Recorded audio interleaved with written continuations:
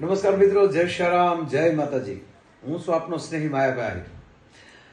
ચોટીલાની પાવન ભૂમિ અને છેલ્લા 3-4 વર્ષથી એક માં ભગવતી ચોટીલા વાળી માં ચામુંડાના એ ચોટીલા ડુંગરની પરિક્રમા શરૂ થઈ છે. પહેલે વર્ષે તો કોઈને ખબર નહોતી, ઓછા હતા. ગયા વર્ષે હજારો માણસ જોડાણા.